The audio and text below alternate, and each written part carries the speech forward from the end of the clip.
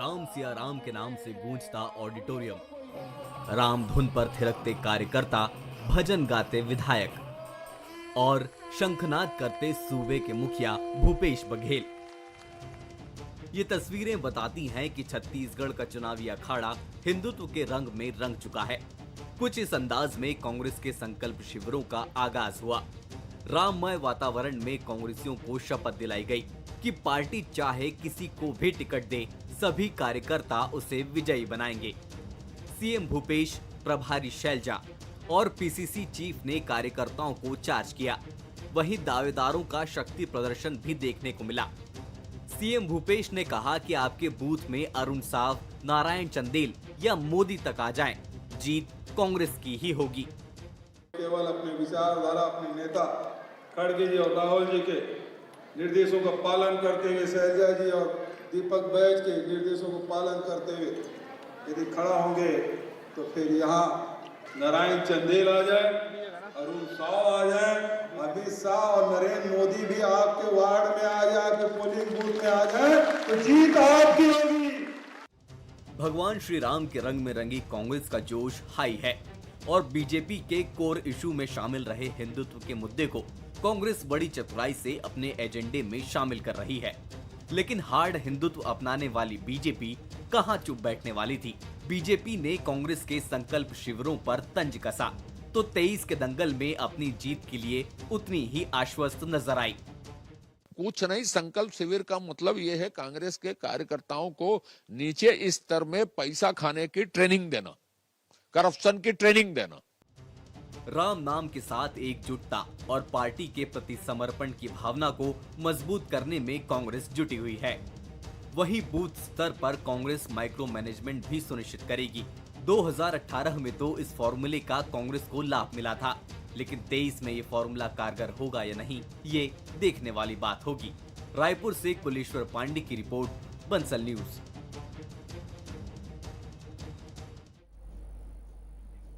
राम तो पूरे जगत का बेड़ा पार करते हैं। लगता है कांग्रेस भी भगवान राम के भरोसे ही अपना बेड़ा पार करने की तैयारी में है।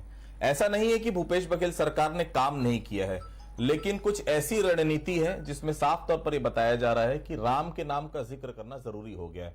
अब जरूरी कह लीजिए या फिर मजबूरी, लेकिन जिस तरह से कांग्रेस के चुनावी संकल्प शिविर में राम का नाम गूंजा, भजन पर तालियां गूंजी, वो तो यही इशारा कर रही कि सरकार की शक्ति से ज्यादा भगवान की भक्ति पर कांग्रेस को यकीन हो गया है। ऐसे भी देखें तो कौशल्या माता मंदिर से लेकर राम वनगमन पथ तक और कृष्ण कुंज से लेकर रामायण महोत्सव तक इस बात की तरफ इशारा कर रहे हैं कि कांग्रेस अपने मिशन 2023 में बीजेपी के लिए 1 इंच भी जगह छोड़ने के लिए तैयार नहीं है। ऐसा इसलिए क्योंकि अब से पहले बीजेपी ही राम नाम का क्रेडिट लेते रही है। सत्ता के सिंहासन में 2 सीट से लेकर 350 सीट तक की सीटें हासिल करने के पीछे भी राम नाम की शक्ति का ही जोर था। अब वह शक्ति भी कांग्रेस छीनने की तैयारी में है। जाहिर है कांग्रेस के इस राम नाम को लेकर सियासी चर्चाएं सरगर्म है। नमस्कार, आज का मुद्दा में आप सभी का स्वागत है। मैं हूं आदित्य नामदेव। मुख्यमंत्री भूपेश बघेल के कामकाज से किसान खुश हैं, युवा खुश है, महिलाएं खुश है, तो फिर राम नाम पर जोर क्यों? संकल्प शिविर में देशभक्ति गानों की जगह राम नाम की भक्ति के गीत क्यों? हनुमान की गदा का प्रहार बीजेपी पर पड़ने का दावा करने वाली कांग्रेस राम की शरण में क्यों? सवाल कहीं सियासी तो नहीं है, चर्चाएं कुछ ऐसा ही बता रही हैं। चुनाव के वक्त में स्थिति डामाडोल है, इसलिए सियासतदार सभी राम नाम का जाप कर अपनी ताकत को दोगुना चौगुना करने की तैयारी में है। चलिए चर्चा की शुरुआत करते हैं। हमारे साथ चर्चा करने के लिए 3 बेहद खास मेहमान मौजूद हैं। हमारे साथ आरपी सिंह साहब हैं, कांग्रेस के वरिष्ठ नेता प्रवक्ता, बहुत स्वागत करता हूं उनका। हमारे साथ नलिनी ठोकने जी हैं, भारतीय जनता पार्टी के वरिष्ठ नेता है, प्रवक्ता, बहुत स्वागत करता हूं उनका। हमारे साथ राम अवतार जी हैं, वरिष्ठ पत्रकार है, बहुत स्वागत करता हूं उनका। सबसे पहले आरपी सिंह साहब के पास चलता हूं। आरपी सिंह जी, आज से पहले आप लोगों ने कभी संकल्प शिविर में राम की भक्ति के गीत गाए हैं क्या? 2018 के पहले हमने मुख्यमंत्री जी को जरूर देखा है, जब कांग्रेस अध्यक्ष हुआ करते थे, शंख बजाते थे, सुनते थे हम लोग, लेकिन राम की भक्ति के गीत कभी सुना नहीं आप लोगों के कार्यक्रम में। पहली बार, ऐसा क्यों? देखिए, राम की भक्ति व्यक्ति की निजी आस्था का विषय होता है। हम उसका प्रचार प्रसार पहले नहीं करते थे, आप बिल्कुल सही बात कह रहे हैं। लेकिन बाद में हमने जब देखा कि भारतीय जनता पार्टी न काम न धाम, सिर्फ जय श्री राम, और रात को सोने से पहले 250 ग्राम, उसी रास्ते पर चलकर आपने जैसा देखा है 350, हालांकि 350 सीट कभी बीजेपी को मिली नहीं है, 303 सीटें मिली हैं। तो जब उस रास्ते पर चलना है आपको तो मुकाबला भी वैसा ही होना चाहिए। और सबसे बड़ी बात यह है कि हमने इसमें कुछ भी नया नहीं किया है, हमने छत्तीसगढ़िया संस्कृति को जिंदा किया है। हमारे यहाँ भांजे को प्रभु राम की संज्ञा दी जाती है, इसीलिए मैं नहीं समझता कि पूरे देश में कहीं भी अपने भांजे का पैर छूने की परपैटी या रिवाज हो। आपकी जानकारी में तो बता दीजिएगा। जितने राज्यों में मैं गया हूं पूरे देश में ये प्रचलन, ये रीति, ये रिवाज कहीं नहीं पाया जाता है जहां भांजे का पैर मामा छुए, ये कहीं नहीं होता है। तो हमने उसी छत्तीसगढ़िया संस्कृति को फिर से पुनर्स्थापित करने का प्रयास किया और यही वजह है कि यहाँ से 28 किलोमीटर दूर चंदखुरी, जहाँ का पीटीएस है, पुलिस ट्रेनिंग स्कूल है, रमन सिंह जी 15 साल मुख्यमंत्री रहे, 15 साल नियमित रूप से हर वर्ष वहां जाते थे, लेकिन वहां से 1 किलोमीटर आगे माता कौशल्या के मंदिर में कभी झांकने भी नहीं गए। माननीय मुख्यमंत्री जी जब यहाँ सत्ता संभाली तो सबसे पहले आपको याद होगा 2019 में हमने ही उस मंदिर का जीर्णोद्धार शुरू किया। इसके पहले इतिहास में आपको लेके चलूं, हिंदुस्तान के इतिहास में शासकीय धन से बना हुआ एकमात्र कोई मंदिर था तो वो था भगवान सोमनाथ जी का मंदिर, जिसे स्वर्गीय जवाहरलाल नेहरू जी ने बनवाया था, लेकिन कांग्रेस ने कभी भी उसका प्रचार नहीं किया, मंदिर के नाम पर कभी वोट नहीं मांगे। लेकिन यहां जब हम सत्ता में आए तो ये इतिहास बताता है, हम नहीं बताते हैं कि राम जी के 12 वर्ष के जो वनवास, 14 वर्ष के वनवास में से लगभग 10 से 12 वर्ष, ऐसा इतिहासकारों का दावा है कि वो यहीं से आए, सीतामढ़ी से घुसे और रामाराम से निकले। तो हमने उसको राम वनगमन पर्यटन पर्वत के नाम से डेवलप करना शुरू किया और बहुत जल्दी शिवनिर्माण के बाद आपको चंपारण में भी 51 फीट ऊंची प्रभु राम की मूर्ति लग गई है, उसका अनावरण शुभ मुहूर्त में कर दिया जाएगा। तो ये सब कुछ औचक नहीं हुआ है, जो संस्कृति उसके रास्ते पर हम चल रहे हैं। नलिनी जी, अब क्या करिएगा आप लोग? अब तो राम की भक्ति गीत कांग्रेस के कार्यक्रम में बजने लगे हैं। अब यह मत कहिएगा कि आपकी ये हार का डर है इसलिए कांग्रेस राम की शरण में जा रही है। नलिनी जी, हम ऐसा क्यों कहेंगे? आज कांग्रेस प्रवक्ता के शुरू के वक्तव्य से स्पष्ट है कि इन्होंने राम की भक्ति भाजपा के कारण ही अपनाई है। इन्होंने स्पष्ट कर दिया कि भारतीय जनता पार्टी राम के नाम को लेकर इतना आगे बढ़ी है, 2 से अब 303 तक पहुंच गई। इनके बातों से स्पष्ट है कि मजबूरीवश राम का नाम ले रहे हैं। पूरे देश को कांग्रेस की तुष्टीकरण का इतिहास पता है, लेकिन ये मजबूरी में अगर राम का नाम ले रहे हैं तो स्पष्ट है कि राम इनका उद्धार करेंगे नहीं। भारतीय जनता पार्टी ने शुरू से अपने उसमें बोला था कि हम राम का मंदिर बनाएंगे। हमेशा हर बार हमको टोकते थे कि तिथि नहीं बताएंगे, अब तो हम तिथि भी बता रहे हैं। जनवरी 2024 में भव्य राम मंदिर का निर्माण हो रहा है। छत्तीसगढ़ में भी यहाँ पे वीआईपी रोड, जिसका नाम था पहले जिस रोड का, उसमें राम भगवान का भव्य मंदिर बनाने का काम यहाँ पे हो चुका है। हमारे ही प्रयास थे, हमारे ही लोगों ने इस प्रयास को सफल किया। और कांग्रेस की तुष्टीकरण की नीति तो सबको मालूम है। कपिल सिब्बल जी 2018 तक सुप्रीम कोर्ट से गुहार करते रहे कि अभी फैसला ना दीजिए, अभी रुक जाइए। क्या बताता है? क्यों राम को चुनाव से जोड़ के कांग्रेस देखती रही है? स्पष्ट है कि कांग्रेस ने भारतीय जनता पार्टी के पद चिन्हों पे चलने की कोशिश की है, लेकिन राम इनके साथ नहीं है। और अब इन्होंने 5 साल सत्ता में बिता चुके हैं। ये संकल्प शिविर कर रहे हैं। संकल्प शिविर में कार्यकर्ता बहुत महत्वपूर्ण आधार होता है, लेकिन कार्यकर्ता के हाथ में कांग्रेस का रिपोर्ट कार्ड भी होना चाहिए। कांग्रेस का रिपोर्ट कार्ड इतना दागदार है कि कांग्रेस के कार्यकर्ताओं को आज शपथ दिलाई जा रही है कि आइए मिलकर फिर से सरकार बनाए। स्पष्ट है कि कांग्रेस अपने 5 साल के कार्यकाल से कुपित है और ये स्पष्ट है कि ये जो शपथ दिला रहे हैं इससे कुछ उद्धार होना नहीं है। इतने सारे भ्रष्टाचार से कालिक से कांग्रेस का रिपोर्ट कार्ड काला हो चुका है कि कांग्रेस के कार्यकर्ता काम करने की मंशा नहीं रखते, इसलिए ये शपथ दिला रहे हैं, आगे बढ़ने की बात कर रहे हैं। लेकिन जनता 5 साल इनके परफॉर्मेंस की बात करेगी और ये परफॉर्मेंस का युग है और कांग्रेस परफॉर्मेंस से चूक गई। रामोतर जी, ऐसा नहीं लग रहा कि छत्तीसगढ़ में कुछ ज्यादा ही राममय कांग्रेस होती जा रही है? रामोतर जी, धर्म की राजनीति जो है इन दिनों लगातार पूरे देश में हो रही है। इसके पहले अगर पूरा इतिहास देखेंगे तो राजनीति और धर्म एक है। समय समय पर उसका उपयोग होता है और उपयोग जो है वो वोटों के लिए आजकल होने लगी है। ये बड़ा दुखद बात है। जिस राम भगवान के राम राज्य की कल्पना, राम राज्य की सोच और राम राज्य में जनता की क्या स्थिति थी और कैसे उसको ला सकते हैं, कैसे तपस्वी हो सकते हैं राजा, उस दिशा में कोई नहीं सोच रहा है। राम भगवान के नाम पर वोट पाने की होड़ लगी है। उनके चरित्र, उनके समाज निर्माण, उस दिशा में अगर काम करते तो ज्यादा बेहतर होता।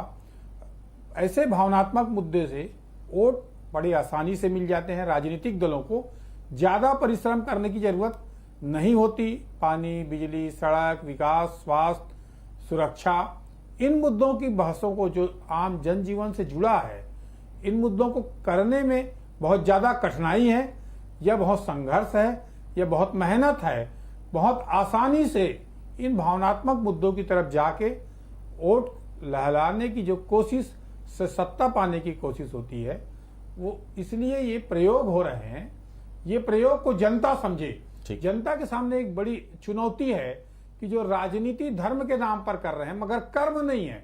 कर्म क्या है उस तरफ भी अगर जनता सोचे तो ये राजनीतिक जो राम नाम जपना, पराया माल अपना, इस तरह की जो रणनीति है उसके लिए सतर्क रहे, सचेत रहे और देखते रहे वास्तविक में राम भगवान के करीब, भावनाओं के करीब, सोच के करीब कौन है।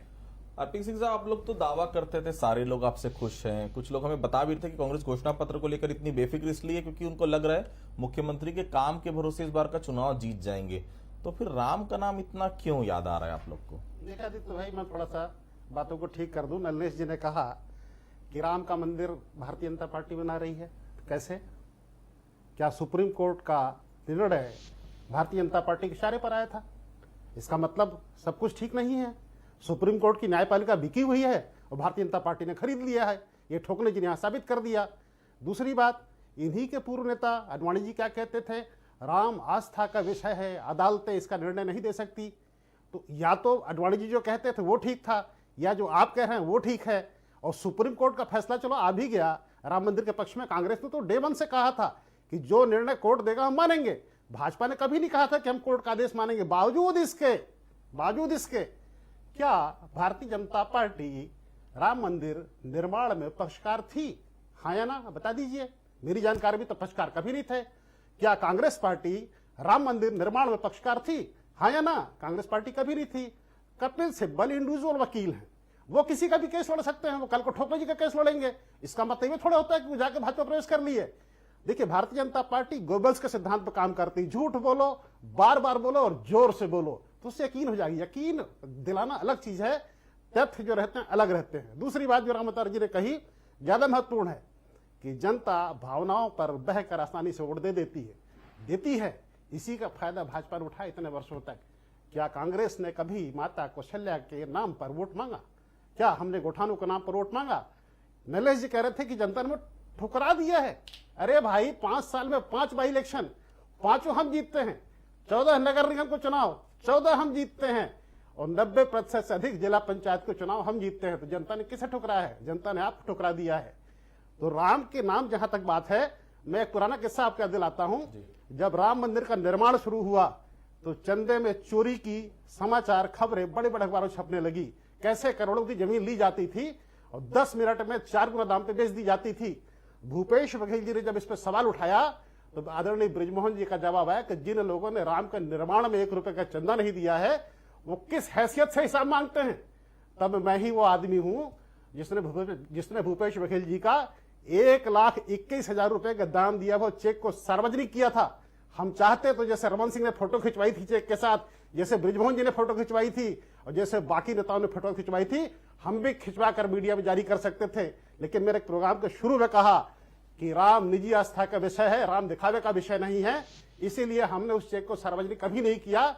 सच यह है कि 1,21,000 रुपए का चेक माननीय भूपेश बघेल जी ने श्री राम लला मंदिर के निर्माण के लिए दिया, तो 1,21,000 का चेक माता कौशल्या के निर्माण के लिए भी दिया। मैं तो चुनौती देता हूं आज आपके चैनल पर, नल्लेश जी भारतीय जनता पार्टी के एक नेता का नाम और वो चेक सार्वजनिक कर दे जिन्हें माता कौशल्या के निर्माण पर 1 रुपए भी चंदा दिया हो। ये इनका दोगला चरित्र है, जो कड़वा कड़वा थू थू और मीठा मीठा गप गप। राम के नाम पर वोट मिलता है इसलिए राम के नाम पर चंदा करो, धंधा करो। माता कौशल्या के नाम पर वोट नहीं मिलता इसलिए 1 रुपए चंदा भी मत दो। ठीक है नलिनी जी, क्या आप इस बात को मानते हैं कि राम की वजह से चुनाव में जीत हार के मायने बदलेंगे? और इस बात में कोई शक नहीं कि कांग्रेस ने राम और कृष्ण के मुद्दे पर छत्तीसगढ़ में कहीं ना कहीं काम किया है। आप लोग को डर तो नहीं लग रहा है दोनों मुद्दे आपसे कांग्रेस छीनते जा रही है? सर, जनता बहुत सतर्क है, बहुत दिमागदार है। जनता को मुद्दे तो आप दे सकते हैं, लेकिन आपका रिपोर्ट कार्ड तो पूछा जाएगा। ये भी पूछा जाएगा, राम धुन में डांस करने वाले ये बताएं कि राम भगवान को अपशब्द कहने वालों पे क्या क्या कार्रवाई की आपने? किसने शब्द कहा? नाम बताइए। मुख्यमंत्री के पिताजी ने कहा है। जेल गए। वो किस कारण गए? किस कारण कि बताइए। हमारा आवेदन सिविल लाइन में पेंडिंग है। अगर है मत तो कार्रवाई करिए। अरे दूसरे केस में गए, केस में गए, सुनने की हिम्मत नहीं है, सुनने की हिम्मत नहीं साहब। माता कौशल्या का जन्म कहाँ नहीं हुआ? अरे झूठे आदमी, डिटेल्स से ये कहा राम सेतु का अस्तित्व नहीं है, ये भारतीय जनता पार्टी है। माता कौशल्या को गाली देते हैं आप लोग, माता कौशल्या का जन्म नहीं हुआ, माता कौशल्या का अस्तित्व नहीं करते हैं, माफी मांगो प्रदेश की जनता से। वो देखिए सुनने की हिम्मत नहीं है, बीच में बोल बैठे हैं। अरे झूठ बोलो तो फोड़ सुनेंगे, अरे झूठ बोलो आपकी टर्न आती तो झूठ बोलने का कंपटीशन चल रहा है, नल्ले से लेकर मोदी जी तक सब झूठ बोलेंगे। झूठों की पार्टी नाम बदल दीजिए, भारतीय झूठ पार्टी नाम रख क्या दीजिए। किया? राम को क्या कहा था बताइए आप?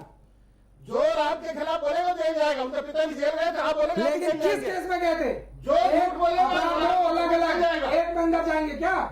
वो जेल जा चुके हैं। अरे उस केस में नहीं गए, उस केस में नहीं गए। मुख्यमंत्री का पिता अरे जेल गया, प्रवक्ता नाम बताइए जी, मुझे। ये कोई विज्ञापन नहीं है कि कुछ भी बोल के चले जाओगे। डिबेट है, इसमें तर्क देना पड़ेगा। विज्ञापन का स्लॉट नहीं है।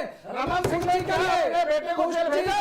रमन सिंह ने क्या अपने दामाद को जेल भेजा? अरे आपकी 5 साल सरकार है, क्या कर लिया आपने? 5 साल आपकी सरकार है साहब, झूठा प्रोपेगेंडा करके कुछ नहीं कर पाया आपने। 5 साल टाटा फिर रिपोर्ट कार्ड मांगेगी जनता, रिपोर्ट कार्ड मांगेगी जनता, रिपोर्ट को मांगेगी जनता। दागदार छवि लेके जाओगे, क्या जवाब दोगे? चाहे शपथ दिलाओ चाहे कुछ दिलाओ, रिपोर्ट कार्ड तो दिखाना पड़ेगा। रामदास जी, छत्तीसगढ़ में क्या कभी धर्म के आधार पर वोटरों का ध्रुवीकरण होता हुआ देखा है आपने? इसके पहले के चुनाव में या इस बार के चुनाव में होता हुआ देख रहे हैं?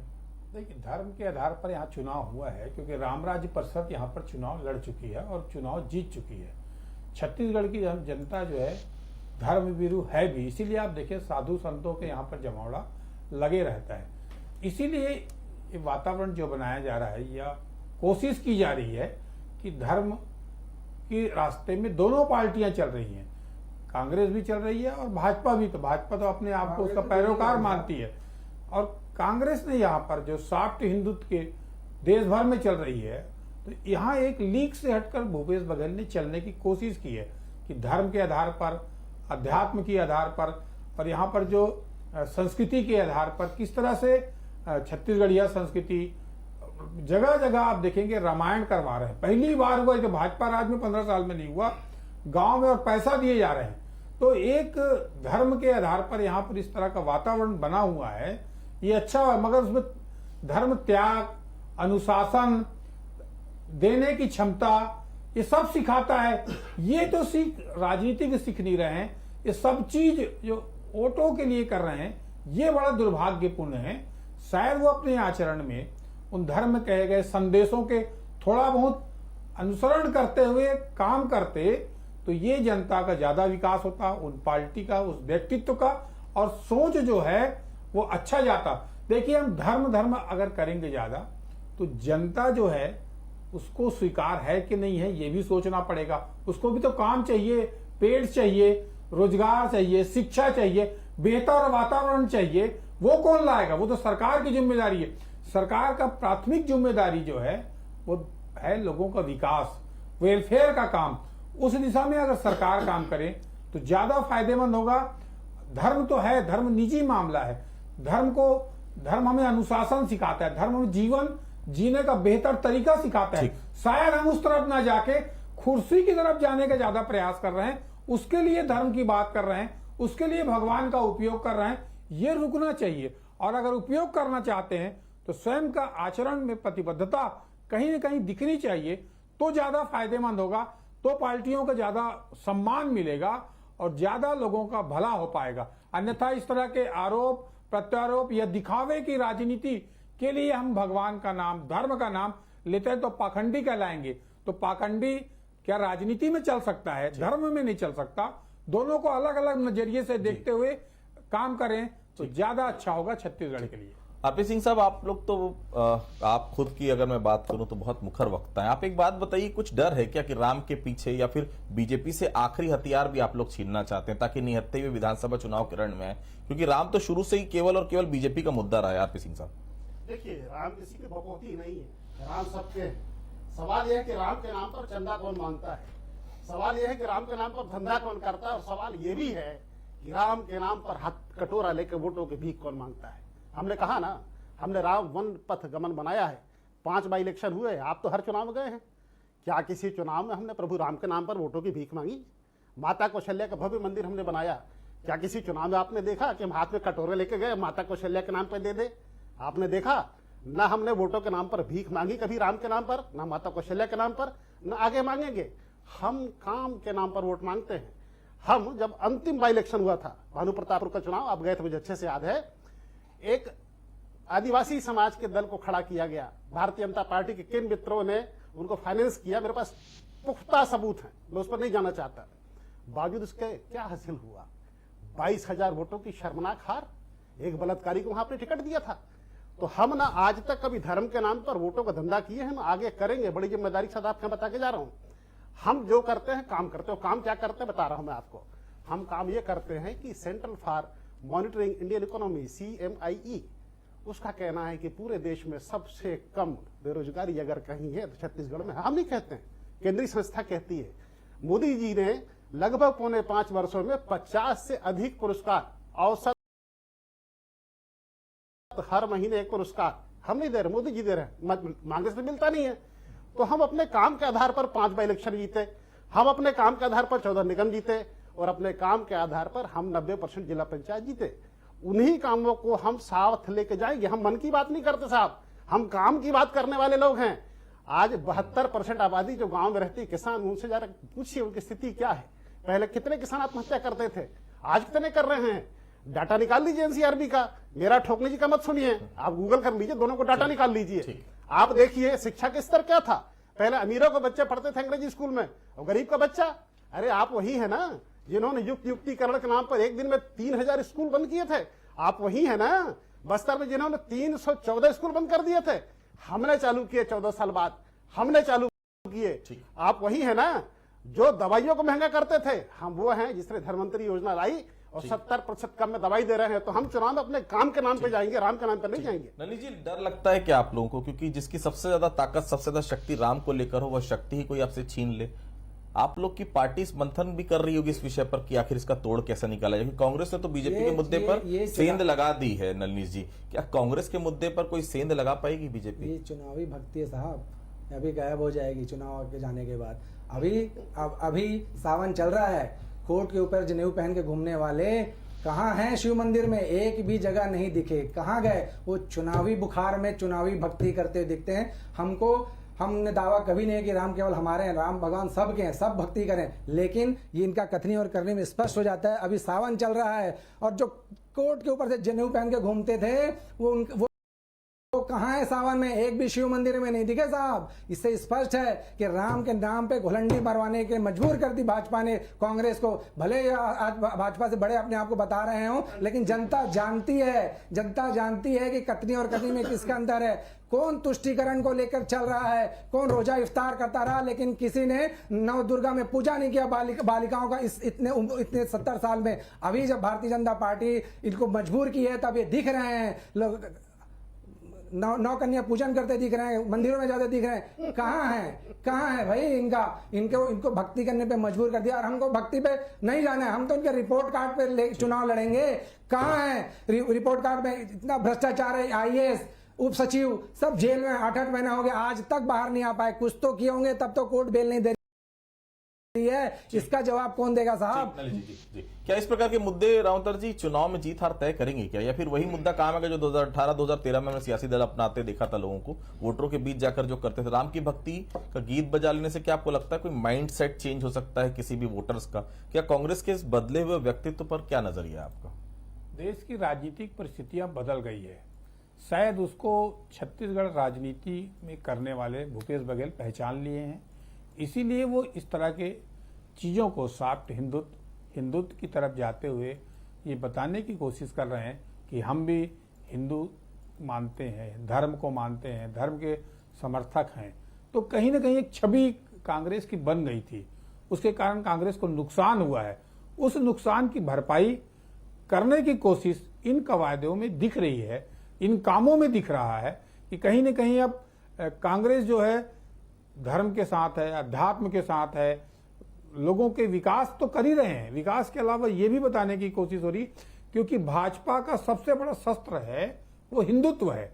उस हिंदुत्व को काट के लिए कहीं ना कहीं मेरे राम, भाजपा के राम और कांग्रेस के राम, दोनों राम जो अलग अलग हैं उसको एक करने की कोशिश एक हो जाएं और फायदा हो जाए, ये प्रयास इन राजनीतिक दलों के कार्यक्रमों से, इन बयानों से इस समय चुनाव में दिखने लगा है। तो देखिए, राम करेंगे बेड़ा पार, मगर किसका, ये तो आने वाला 2023 का विधानसभा चुनाव बताएगा। आप सभी लोगों में जुड़े, आप सभी लोगों को बहुत बहुत धन्यवाद। आज के मुद्दे फिलहाल इतना ही, बाकी खबरों के लिए आप बने रहिए बंसल न्यूज के साथ। नमस्कार।